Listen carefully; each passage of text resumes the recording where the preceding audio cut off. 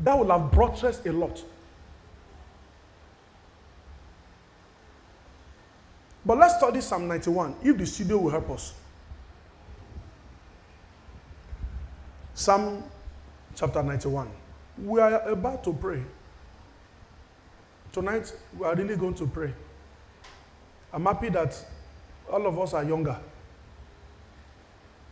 And don't let me catch you when we are praying, your hands is in your pocket. Don't try that nonsense this night. I will send you home. Pray. Help your destiny. For some of you, you'll be praying, you need that and sleep. Don't do that. Have mercy on your transport.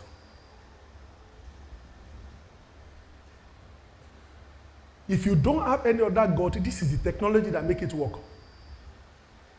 It's not in prayer you are gisting. That's not the posture. There are some of you, when it's time to pray, that's when you are talking. That's not the posture of prayer.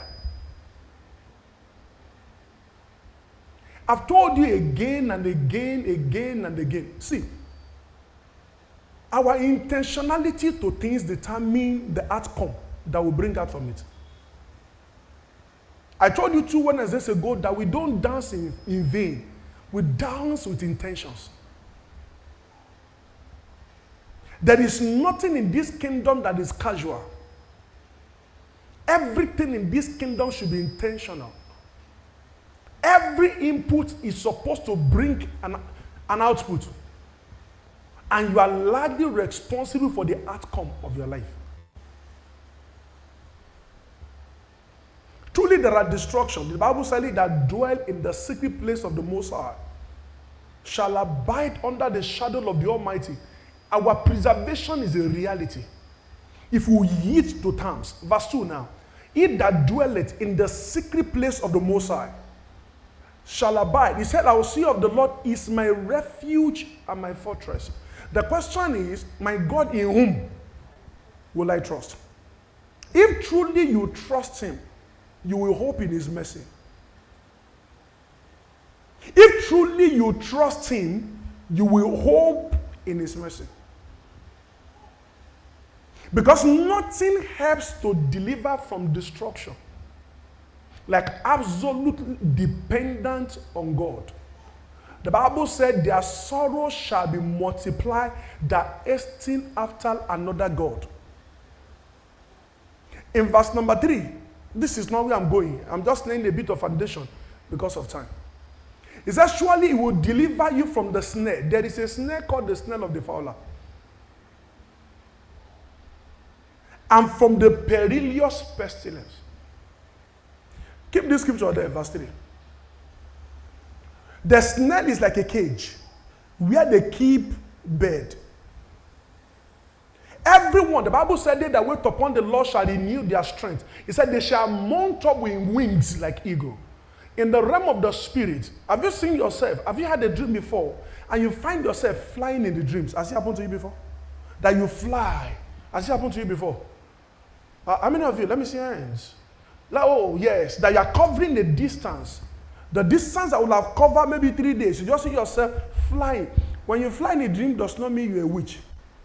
It connotes divine speed. Symbolically speaking, every child of God has capacity to fly.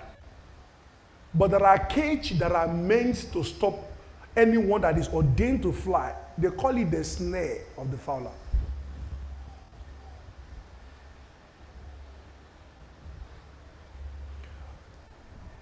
It is a system to be trapped against what God is about to do. Let me tell you this.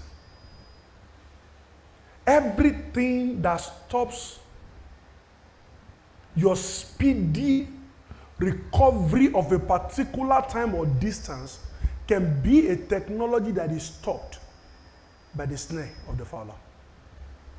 Let me say this. Think about many people who feel that they are 40, 50, and look as if their age is empty, and they have not been able to do more in life. And they begin. It might be that there is an attack somewhere that is clipping their wings for them not to fly. And there are perilous pestilence who subjects people to absolute peri, which are technology of hunger. The next verse 4, because of time. Verse 4, because of time. Please walk with me, student. He said, he shall cover you with his feathers. Are you saying this now? Snail of the fowler. Are you saying with his feathers? Please learn. And under his wings you shall take refuge. And in truth, your shield, it will be your shield and your buckler. Only God can preserve from evil. Only God can deliver from whatever snare of the devil that the devil is trying to do. If the Lord permits me to share a story, I will have shared. I just have a sharp intuition from the Spirit not to share the story. And this is not to scare us. This is to let you know that these things are real.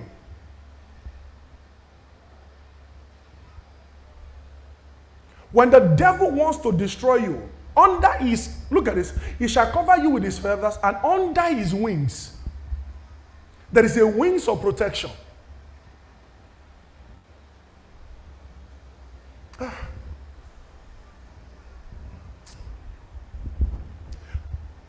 Don't struggle with God, all right? He said, and he shall take refuge, and in his truth he shall be shielded. Go to verse 5. Let me leave this. Verse 5. Please walk with me, studio, so that we will pray. You shall not be afraid of terror by night. It's real. There are people who sleep at night and they don't wake up in the morning. Okay, I have liberty to share one. Sometimes ago, I think I shared this story to one or two of the guys that are close to me before. I've shared this story with them. There's a particular man of God. I met him more than 20 years ago, close to about 20 years ago. He's a pastor and he's a lawyer. And he's one of the senior lawyers. I remember the time he studied in the UK, and then he has stayed in the United Kingdom and Canada before he returned. And then when he was to come up about his ministry, I was a young man that was a bit close to him. Despite the fact that we have not met physically as at that time, we only talk on phone. In the days of BlackBerry. How many of you use BlackBerry? Oh, very few. In the days of BlackBerry, so we were pinging. And I used to ping a particular thing then. It's a devotional I used to write. And I met him through that medium. And in that system we have, in that we were talking and then we were getting connected and things were fine. He spoke to me rightly about the ministry. Told me about the plan, that he loved what I was doing. And I was trying to study the book of Revelation as at that time. And the book of Revelation, I was writing about it, so I made some mistake. He was privileged to correct me. And he did that in love. It was a very good time.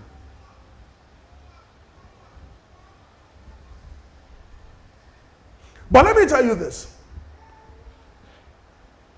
It was really a very good time enjoying with him. And I remember clearly he had a connection with Apostle Johnson Suleiman. He told me a few things he used to do with him. This thing he used to do for him. And I was really very interested. I remember he shared a number with me then that I could write Apostle Johnson Suleiman then. Because he was the secretary coordinating a particular thing as at that time. You know what happened? Few years down the line, he got angry and he wrote me and he said, there's a name he used to call me. I don't want to say it here. He said, you see, I want to have time to do the things I want to do, this and that. And he began to make excuses. He resigned from the post of what he used to do. And when he did that, he was trying to buy me over. by saying this is what I should do this. So I believe him at a point. I didn't take offense against my spiritual father. But I needed to adjust some things to be sure. I wasn't wasting time. I suffered. My wife is here. Many of you are not close to our pain. Your only reaction about what you see, which is good, because nobody's pain is your business. And that's why your pain will not be somebody's business too. Nobody's pain is your business. We went through a horrible time as at that time. I didn't speak against. I only just withdraw. Because somebody told me something. And he's a pastor I respect. He's at least about 10 years far older than me. Can I tell you what happened? One day, God showed me mercy. I was driving from here. One of the senior men of God in this city called me on phone. Are we still together? Please, let's minimize noise. If there's noise, we can move to children department. Please, let's minimize noise. Are we together now? I remember clearly that one early in the morning on Saturday morning, we came here, we began to pray with the young men that were staying with us then. We began to pray. And early in the morning while we were praying, I was in front here. And one man of God already called me around 5 a.m. thereabout. He said, meet me at so place. I said, I'll be there, sir. So I rushed down to the place. I just came to church to come and tell them what to do about the prayer, and I drove there. While I was going, I was praying. And I said, Father, look at so and so and so is in Abuja. Father, look at so and so and so is here. Look at so and so and so and so is here. Look at so and so is here. And I know them. Instead of me going to water, don't let me go. I'm going somewhere because I'm trying to talk about under his wings. Something happened that really prompted me on Monday to share this. And the Lord said, let tonight be night of mercy. Please follow me carefully. We are here to pray. And I remember clearly, I was praying in the car. I was alone in the car praying. And I was praying my heart out. Father, you know that I will not disobey you. But I just want something that can be easier for me so that I can skate through 1 or 2 or 3 of this. Arise for me, oh God. I began to pray. I was saying those things to God, and I was saying a lot of things. Long story cut short. The Lord said to me, he said, I have appointed to you, Oyedepo. I heard clearly. I ended it there. That was not the answer I wanted. That was not the answer to my prayer that I feel that's the prayer that's supposed to be. I wanted something simpler. So I went to the meeting. I was in that meeting. And when I got to that meeting, it was in that meeting that I was invited.